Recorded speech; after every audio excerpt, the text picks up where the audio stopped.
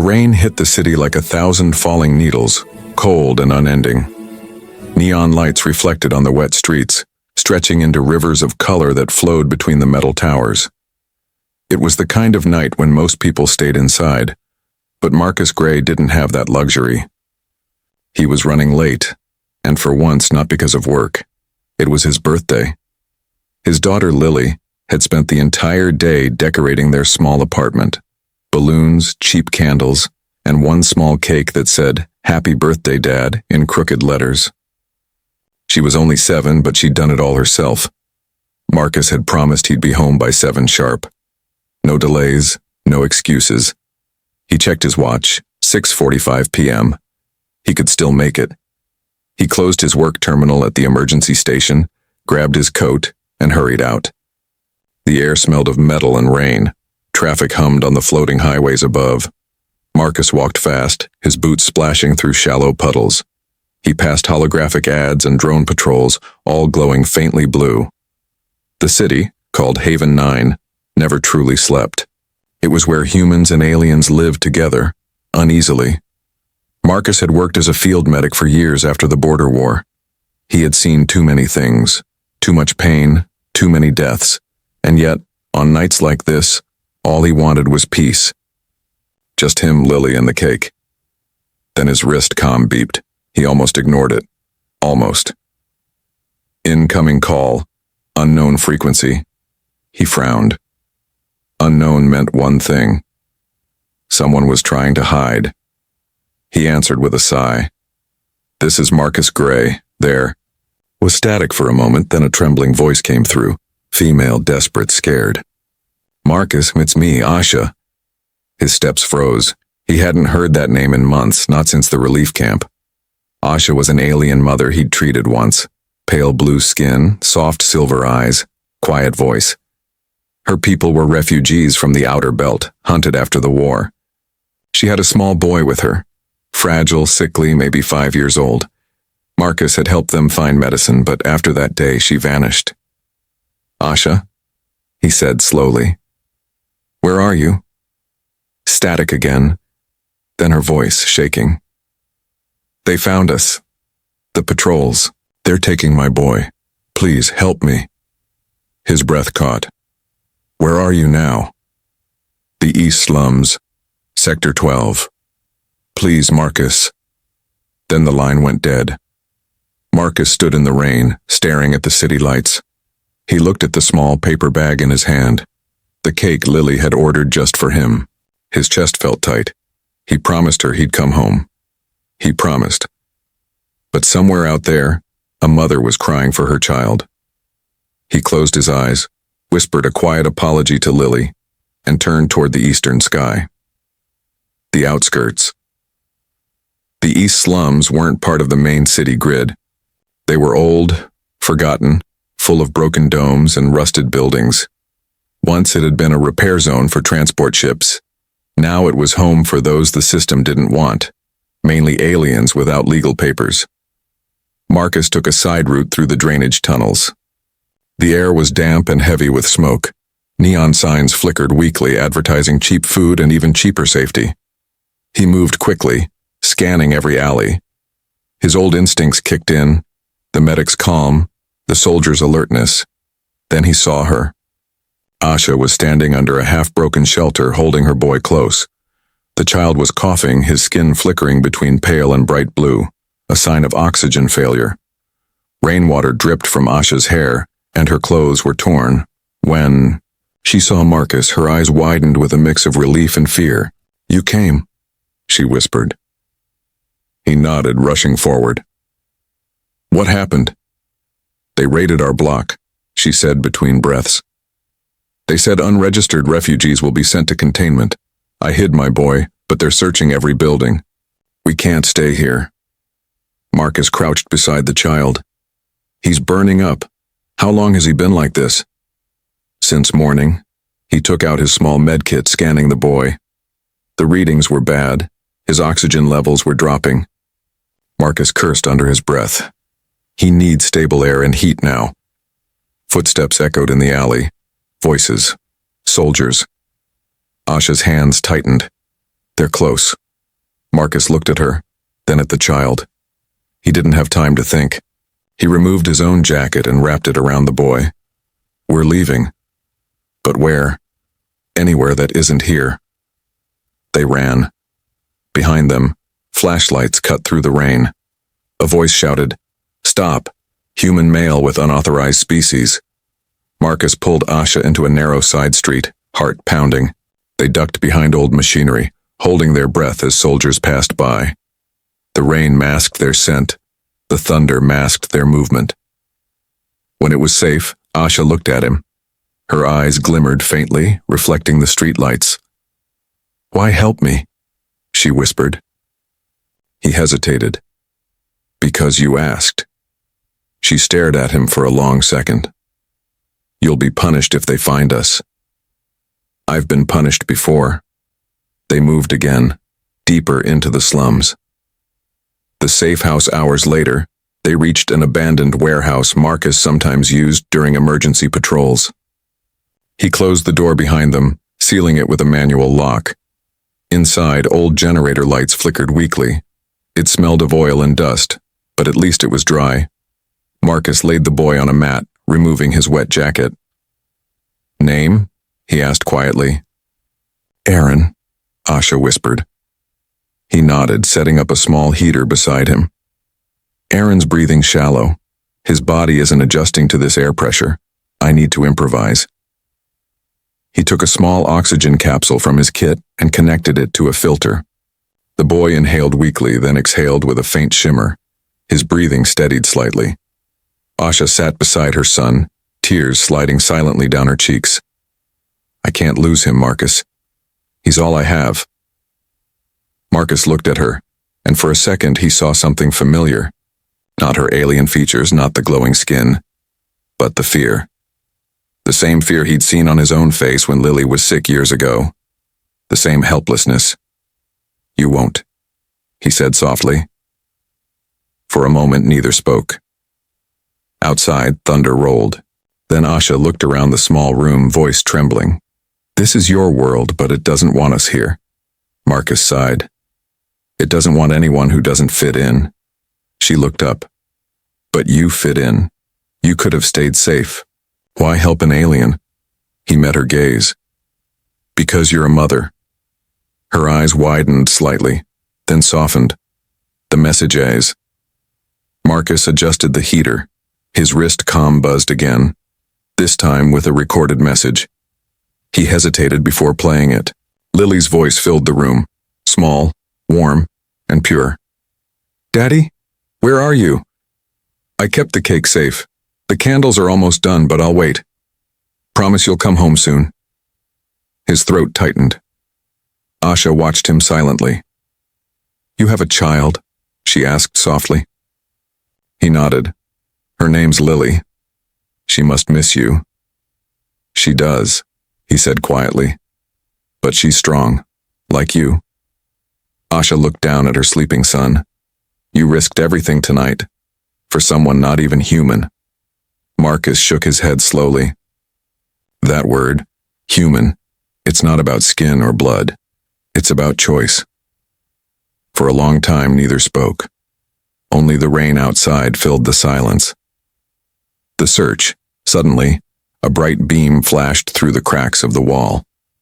Voices shouted again. They'd been found. Marcus grabbed Asha's arm. "We move. Now." She lifted her son gently, holding him close. "Where?" "There's an old subway line under this building. If we reach the maintenance hatch, they can't track us." They slipped through the back, moving fast but quiet. The ground trembled as armored drones landed outside. Laser lights swept through the fog. Asha stumbled. Marcus caught her. "Careful." "I'm fine," she said, breath shaking. "Keep going." They reached the hatch, rusted but functional. Marcus pried it open, motioning her inside. The tunnel below was dark, filled with dripping echoes. Once inside, he sealed it behind them.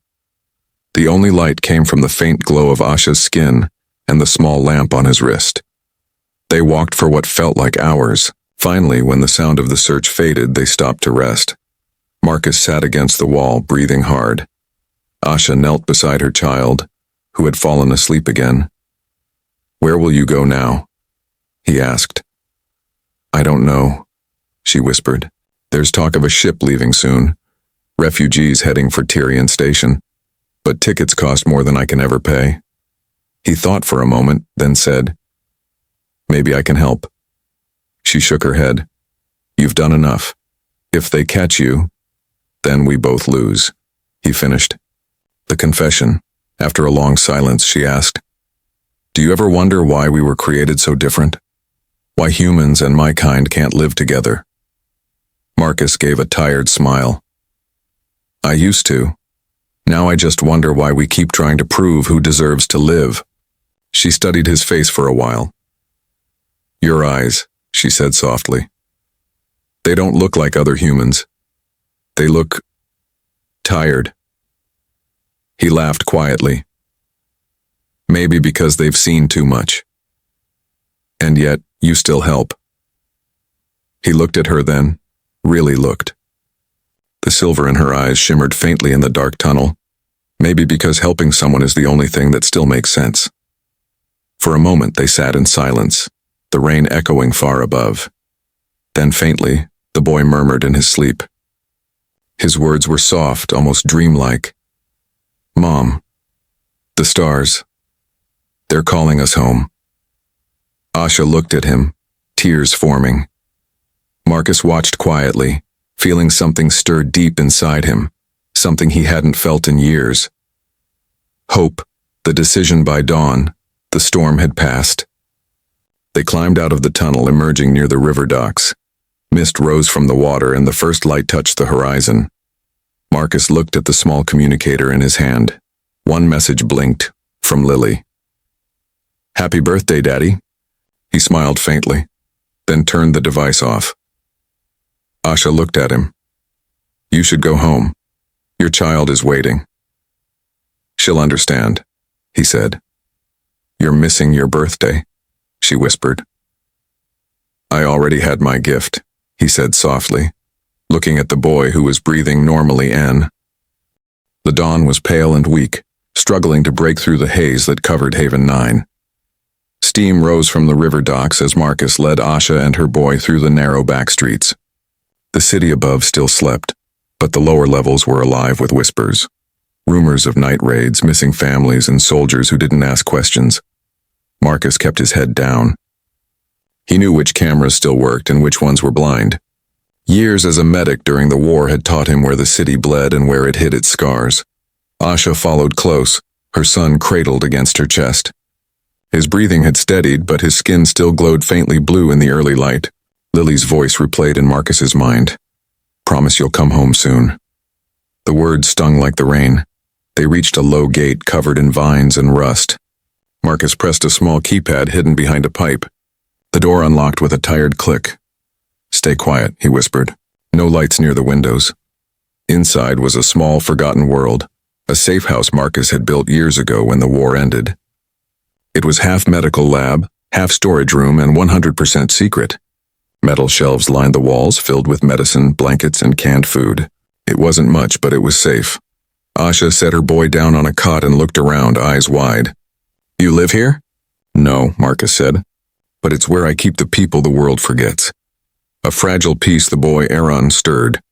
His eyes fluttered open, silver with streaks of violet. When he saw Marcus, he flinched, small hands curling in fear. "It's okay," Marcus said softly. "You're safe here." Asha brushed her son's hair back, humming something in her own language, low, slow, and full of love. The sound echoed faintly in the room like water rippling against glass. Marcus stepped away to set up a heater. His reflection flickered in the steel walls, tired eyes, rough beard, the face of a man who had seen too many ends and too few beginnings. He took a breath and forced himself to focus. The child needed warmth, air, and rest. The mother needed hope. He turned on the heat lamp and looked at them again. The soft light wrapped them in gold, and for a brief moment, the safe house didn't feel so cold. The memory of war as Asha watched Marcus clean Aaron's wounds, she finally spoke. "You know how to treat my kind. You were in the war, weren't you?" He didn't answer at first. I patched up soldiers, humans, and aliens both. It didn't matter who they were. Everyone bled red in the end. You saved lives, she said quietly. I tried, Marcus replied. But the war wasn't about saving. It was about surviving. He handed her a cup of warm water. She took it with both hands, trembling slightly. My people were never meant for war. We came here because we believed humans had changed. That peace meant safety. Marcus sighed. Peace is just the pause between fights. Hyven 9 is proof. For a moment, she looked at him as if seeing through the layers of his tiredness. And you? What do you believe in, Marcus Gray? He paused, thinking of Lily, of the empty chair beside the small birthday cake that would now be cold. I believe in keeping promises, even when it hurts. Lily's message, the communicator on his wrist, blinked again. Another message. He hesitated, then pressed play. Daddy? It's morning now. I saved you a slice of cake. You better come home before I eat it all. Her small laugh filled the room. Asha smiled softly. She sounds beautiful. She is, Marcus said. Her mother died years ago. Since then, it's just been us. Asha's expression softened further. You understand then? Understand what? What it means to be both parent and shield. To be tired but never stop moving. He met her eyes and nodded slowly. Yes, I understand that too well. 2 children. By afternoon, Aaron had regained some color. He sat up weakly, looking around with wide, curious eyes. On a small table, Marcus placed a few old toys, models of ships and planets that Lily had outgrown. Aaron reached for one, tracing its shape with delicate fingers. This is human craft? He asked, his voice small but clear. Yeah, Marcus said. Old cargo hauler. Nothing fancy. It's beautiful, Aaron whispered. We had ships like this, before the soldiers came. Asha touched her son's shoulder gently. Don't think about that now. But Marcus saw the pain in her eyes. The boy had seen more than any child should. He smiled faintly and said, You can keep it. Maybe one day you'll fly a real one. Aaron's eyes widened in wonder. Really? Really, Marcus said. Just don't crash it, the boy laughed, a soft musical sound. For the first time that day, Asha laughed too. It was small, but it made the air feel lighter. The knock then, suddenly. 3 knocks on the door. Marcus froze. He motioned for Asha to hide. She grabbed Aaron and ducked behind the storage crates. Marcus moved quietly toward the door, gun drawn from the cabinet. Another knock, louder this time. He pressed a switch, activating the exterior cam. The screen flickered. A familiar face appeared, short hair, tired eyes, city guard uniform. Marcus, open up, the woman said. It's me. He relaxed slightly and opened the door a few inches. Rena, what are you doing here? Rena Tao, his old partner from the medical corps, stepped in. She looked around sharply. I followed your trail. You disappeared after your shift. Command's asking questions. I was off duty. Yeah? She raised an eyebrow. Then why are there patrol reports of you near the East Slums during a raid? Marcus tensed. Rena, listen, don't Rena me, she said. You're hiding someone, aren't you? Silence. Rena exhaled heavily. You always had that look when you lied. Finally, Marcus said quietly. A mother and her kid. They'd be dead if I didn't help. She stared at him. You realize that's treason under Section 12. I realize it's the right thing to do. For a long moment, Rena said nothing. Then she closed the door behind her and lowered her voice. You have 12 hours. After that, I can't cover for you. Marcus nodded once. Thank you. She looked toward the crates. Are they here? Asha stepped out slowly, her son beside her. Rena's eyes widened slightly at the alien's glowing skin but softened when she saw the boy. No wonder, she murmured. They're just kids. Then she turned to Marcus. Get them out of the city before sunset. After that, the scanners go active again. When she left, Asha looked at Marcus. She risked her life. She owes me, he said simply. Now we move. The escape plan. Marcus spread an old map on the table. There's a cargo line leaving tonight for the mining colonies. It's the only way past the border net. If we reach the freight terminal before dark, we can get you both on board. Asha studied the map. That's across 3 security zones. I know, Marcus said. But there's an old service tunnel beneath the mag train rails. I used it once. It's dark but safe, she nodded. We'll go. He looked at her, really looked. Her face was thin, tired, yet strong. Asha, he said quietly. Once you're on that ship, don't look back. Her lips trembled. And you? I'll make sure the path stays clear. You can't come? He shook his head. Lily needs me. Asha lowered her gaze. You're a good father. He smiled faintly. Trying to be. The storm within while Aaron slept again. Asha sat by the heater, her fingers tracing the metal floor. Do you ever feel, she said softly, that the universe keeps testing how much one heart can carry? Marcus looked at her from across the room. Every day. Back home, she continued, we believed hearts were made of light. The more you loved, the brighter it shined. But here, she looked up at him. The light feels heavy. He didn't know what to say. He only nodded. You gave up your birthday for us, she said. And maybe your life too. Marcus smiled weakly. Birthdays come every year. Lives don't. Something unspoken passed between them, something fragile but real.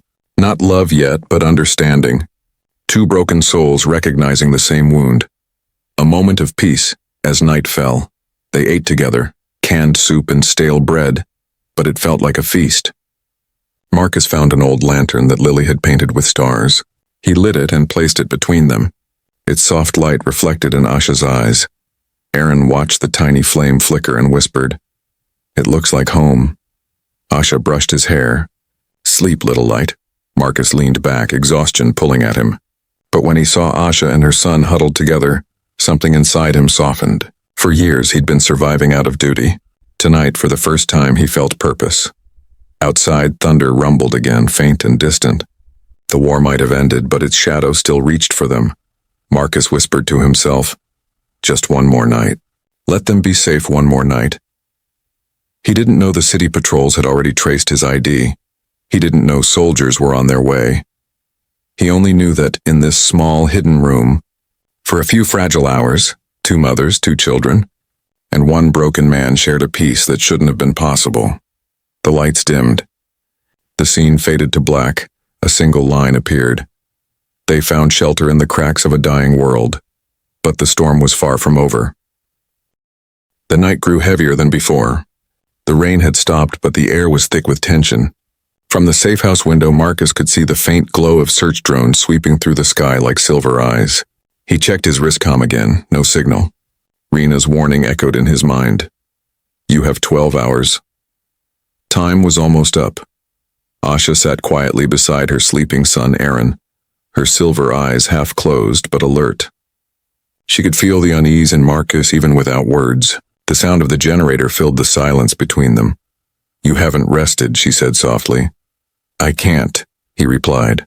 If we stay past dawn, they'll find us. Then we leave now, she said simply.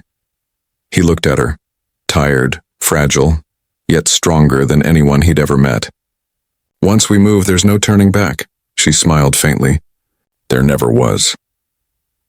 The journey begins. Marcus packed supplies, a med kit, rations, heat capsules. He wrapped Aaron in a blanket, careful not to expose the child's glowing skin. The boy murmured in his sleep, Mom, stars, we're almost home. Asha looked at her son with trembling lips. He dreams of the sky every night, she whispered. He believes it's calling him. Marcus adjusted the strap on his shoulder. Then let's make sure he gets there. They stepped into the alleyway. The rain had stopped, but puddles shimmered like broken mirrors. Far above, the upper city shone bright with clean towers and floating cars. Another world that didn't care about theirs. As they moved through the lower blocks, Marcus led them into an old tunnel hidden behind a fallen sign. This leads to the freight terminal, he said. Once there, we'll find Rena's contact. Asha nodded silently. The tunnel was dark, damp, and cold. Their footsteps echoed softly as they walked deeper into the unknown. Echoes in the dark. Halfway through the tunnel, Aaron woke up. He looked around, frightened. Where are we? In a shortcut, Marcus said gently. Close your eyes again, little man. We'll be safe soon. But Asha could sense something ahead. Her species had a sensitivity to vibrations, a way of feeling life through air and sound. Her skin faintly glowed and she whispered, Someone's coming. Marcus froze. He raised his pistol, motioning her to stay back. From the corner of the tunnel, a flicker of movement appeared. Then a shadow stepped forward. It was Rena. Marcus exhaled in relief. You scared me. Rena's face was grim. I had to make sure you made it this far. The patrols are everywhere. They know you're missing. Are the docks still clear? Marcus asked. For now, she said. But they've started scanning outbound ships for life signs. You'll need a decoy. Marcus frowned. A decoy? She looked at him, eyes full of meaning. Something that looks like the boy, at least long enough to fool their scanners. Asha held Aaron close, her voice sharp. No, he's not a thing to be copied. Marcus stepped between them. No one's hurting him. We'll figure another way. Rena sighed. You're both insane. Do you know what'll happen if you're caught? Yeah, Marcus said. That's why we won't be. Rena stared at him for a moment, then handed him a small device. Signal jammer. 2 minutes of blindness for their scanners. Use it wisely. She turned to leave, but before she did, she looked back. Marcus, I hope she's worth it. She is, he said quietly. But not in the way you think. Then she disappeared into the shadows. The terminal. They reached the freight terminal just before dawn. The sky was turning gray, and the first rays of light caught the steel roofs of the cargo ships. Dozens of workers moved about, some human, some alien, loading crates onto ships that would leave before sunrise. Marcus pointed to a smaller freighter with a dull red hull. That's the one. The Solara. It's unregistered on the official grid. Asha held Aaron's hand tightly. Will they let us board? Not exactly, Marcus said with a faint smile. But they'll be too busy to notice. They waited behind a pile of crates until a group of loaders passed. Marcus checked the jammer and nodded. When I count to 3, we move. 1, 2, 3. They ran, the jammer activated, a faint hum in the air. Lights flickered, sensors glitched. Marcus led them up the ramp and into the storage bay. The smell of metal and fuel filled the air. Asha looked around, clutching Aaron. Is it over? Almost, Marcus said. Stay quiet until liftoff. He turned to leave, but Asha caught his arm. You're not coming? He hesitated. If I stay, they'll chase us both. But if I draw them away, you'll make it out. She shook her head, eyes wide. No, you can't, he smiled faintly. I promised your boy he'd see the stars. The last stand Marcus stepped back down the ramp, sealing the door behind him. He walked calmly toward the patrol station at the edge of the dock. His heart pounded, but his face was steady. He'd made peace with his choice. A drone spotted him. Citizen Gray, you are under arrest for harboring non-human fugitives. He raised his hand slowly. They're gone, he said. Too late to catch them. The officer, a young man in armor, frowned. Where are they? Marcus smiled faintly. Somewhere you can't reach, the officer motioned to his soldiers. Search the ship. Before they could move, Marcus pressed the jammer again, overloading it this time. The signal burst flooded the scanners with static. Lights exploded in white sparks. He dove behind a crate as bullets hit the ground near him. He returned fire, aiming for the lights, not the men. Alarms blared, the siren echoing through the bay. Inside the ship, Asha covered Aaron's ears. The engines roared to life, the pilot shouting, We're launching early. The ship began to lift. Asha ran to the window, eyes wide. Through the smoke, she saw Marcus firing, moving, falling, rising again. Soldiers surrounded him, shouting commands she couldn't hear over the roar. She pressed her hands against the glass. Marcus! He looked up one last time. Through the chaos, their eyes met. He smiled, tired, broken, but full of something pure. Hope. Then he mouthed the words, Go. The escape. The ship broke free from the dock with a burst of flame. The city shrank below, its towers swallowed by clouds. Inside the cabin, Aaron clung to his mother. Where's Marcus? He asked. Asha couldn't answer. She held him tight, her tears falling silently. The stars stretched out before them, cold, endless, beautiful. Aaron looked up, voice trembling. Mom, do you think he can see the stars too? Asha whispered, Yes, little light. I think he's part of them now.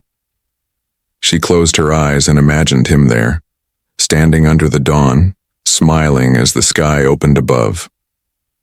The aftermath back in Haven 9, the news spread quickly. Human medic killed aiding alien fugitives. Some called him a traitor. Others called him a fool. But in the dark corners of the city, the alleys, the slums, the refugee camps, people whispered his name with quiet respect. Marcus Gray. The man who gave up his world so someone else could reach theirs. Rena stood at the edge of the docks that morning, staring at the rising sun.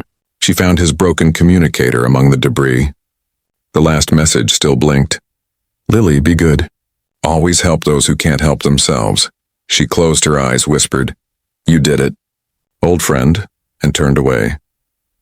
Years later, the stars above Tyrian Station burned bright, lighting the great orbiting city of refugees. Aaron, now older, stood beside his mother at the observation deck. He pointed to a cluster of stars shaped like a faint spiral. Look, he said, that one. It shines brighter than the rest. Asha smiled faintly. What do you see, my son? I see him, Aaron whispered. The man who helped us. Asha placed a hand over her heart. Then remember him, because that's how light lives on.